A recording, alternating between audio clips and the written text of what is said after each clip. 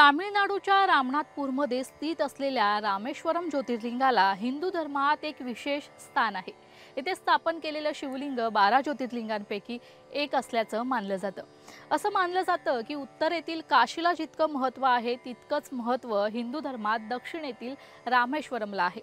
म्हणूनच रामेश्वरम हे सनातन धर्माच्या 4 धर्मांपैकी एक आहे।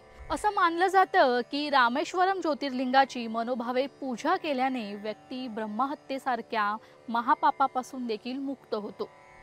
यासोबतच जो कोणी या ज्योतिर्लिंगाला गंगाजल अर्पण करतो तो वास्तविक जीवनापासून मुक्त होतो आणि त्याला मृत्यूनंतर मोक्ष प्राप्त होतो। रामेश्वरम ज्योतिर्लिंगाच्या स्थापनेविषयी एक आख्यायिका ही सांगितली जाते। ती आख्यायिका म्हणजे भगवान श्री राम रावणाचा वध करून आणि सीतेला कैदेतून मुक्त करून अयोध्येला जात असताना त्याने वाटेत गंधमादन पर्वतावर थांबून विश्रांती घेतली।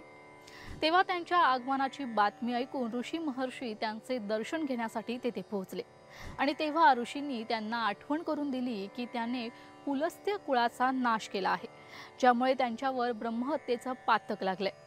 म्हणून या पापापासून मुक्ती मिळवण्यासाठी ऋषींच्या विनंतीवरून श्रीरामाने ज्योतिर्लिंगाची स्थापना करण्याचा निर्णय केला आणि त्यांनी हनुमानाला कैलास पर्वतावर जाऊन शिवलिंग आणण्याची विनंती केली।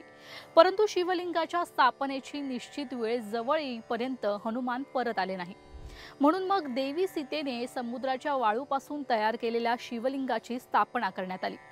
या शिवलिंगाला रामनाथ असं म्हणतात आणि त्यानंतर हनुमानाने आणलेल्या शिवलिंगाची स्थापना त्यासोबतच करण्यात आली आणि भगवान श्रीरामाने या लिंगाला हनुमंतेश्वर असे नाव दिले। हा व्हिडिओ तुम्हाला आवडला असेल तर कमेंट करून नक्की सांगा। यासाठी लोकशाही मराठीला लाईक, शेअर आणि सबस्क्राइब करा।